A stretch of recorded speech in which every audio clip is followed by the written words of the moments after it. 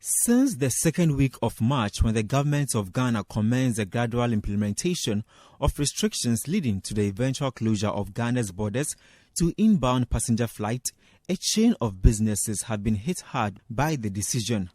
Operators of hotels and other temporary residential facilities have not been spared, as majority of clients are those who travel into the country and require short stay for varied reasons. Aside residences, the hotels also provide allied services like meals, conference facilities, and help in conveying people, which create avenue for car rental operators. But nearly 3 months into the pandemic, the effects have only worsened. For the period of the 3-week partial lockdown in Greater Accra, Greater Kumasi, and Kaswa, some hotels were compelled to shut down their operations, which meant that staff were sent home. Yet, some fixed costs such as electricity, water, sanitation, and others were still borne by the facilities. The easing of the lockdown led to a gradual rise in some activities, but restaurants are still shut in some hotels. A visit by Citi Business News to the Best Western Plus Atlantic Hotel in Takoradi in the Western region showed that the facility has been severely hit by the pandemic, with majority of its clientele being expatriates operating in the oil and gas industry. The sales and marketing manager for Best Western Plus Atlantic Hotel, Pius Amihere, tells Citi Business News the facility has not been spared the negative impact of the pandemic. Most of the people who come to our hotel, for example, are people who travel from outside, either internal travelers, mostly external travelers. And where we are situated in Takoradi, 99% of the businesses, the high-end business that use our hotel are all foreign-owned hotels. So they have a lot of expatriates who come here. And, you know, travel ban is all over the world. Nobody is coming. But fortunately for us, we have some few businesses that still needs to operate. The oil and gas industry needs to operate, but with minimal staff. He says, among other things, a decision was taken to downsize its staff strength by about 60%. At the moment, we have a 120-bedroom hotel with about 230 staff working around the clock. It's a hotel we do 24 hours. And we have to shut down part of the hotel because the numbers that we're expecting are not coming. So our utility bills, salaries, other bills has to be screened and cut down. So I would say about 60% of the staff had to go home. So we're operating with skeleton staff at the moment.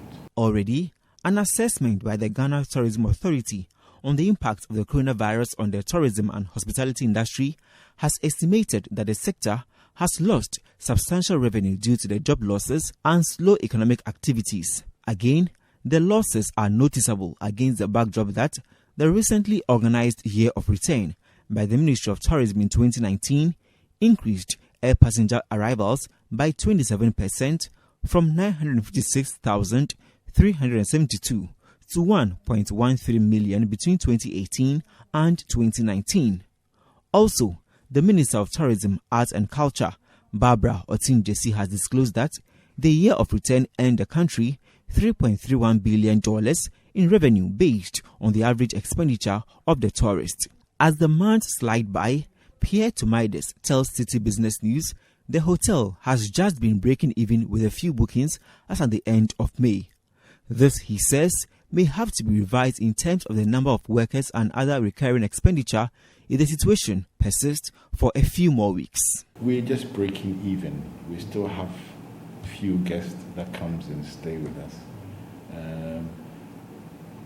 I always tell my colleagues that the time for liberation is over. It's time for action. This COVID-19 is something that is going to be with us for a while because we haven't found any solution to this pandemic yet. In all this, however, Another hotel operating in Takoradi, Protea Hotel by Marriott, has been least affected. Its general manager, Sanda Noy, attributes this to some safety precautions put in place considering other experiences in Asia and America. I just want to take this opportunity to give you also the benefit of working with a group as a Marriott, is that we had hotels in Wuhan, we have hotels in China. So before it all came here, we had some experience what was happening there, and those protocols have been put in place in the rest of the Marriott portfolio, which we are one.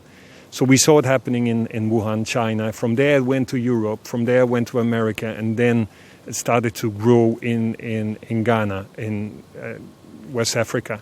So all those best policies and procedures that were in place there, they were copied and they were put in place. He, however, admits that the gains made so far could be escalated with an eventual easing of the existing restrictions, such as the border closure. Yeah, I wish I knew.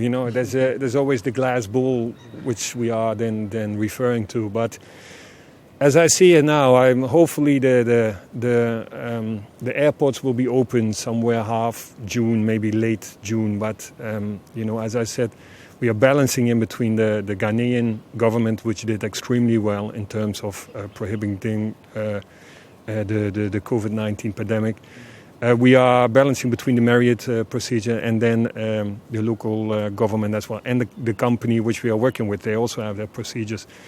If you ask me, I think it's going to be another 2 months before business is back to normal. Meanwhile, for Best Western Plus Atlantic Hotel, its managers believe prospective clients could take advantage of the reviews in bouquet of conference facilities, as this could be expected to linger for some time. In my capacity as the sales and marketing manager, I'm actually telling my clients that if you want to do conferencing, your people can't be here, we can provide you with video conferencing. As you see on television, they interview people via video conferencing. Fortunately, there are quite a number of free video conferencing tools online or on the market that we can actually access. And we have the facility to project it on the wall. So we can have 5, 6, up to a number of 25, as the government says. Above 25 you can, So that is something that the action that I'm doing now is to promote that, to bring in guests. As the government has announced a stimulus package of 1 billion cedis to assist businesses which have been impacted by the pandemic, Pierre Tumaides of the Best Western Plus Atlantic Hotel says they will consider tapping into the offer to revive their operations. As far as I know, the stimulus package is, yes, there is category for hospitality industry from 0 to 100 staff. But we don't fall within that, we fall above that. So there's a 3 billion package for SAT businesses for that matter. Well, they haven't released how to access it yet. And if they do, yes, I don't see why we shouldn't, tap into that.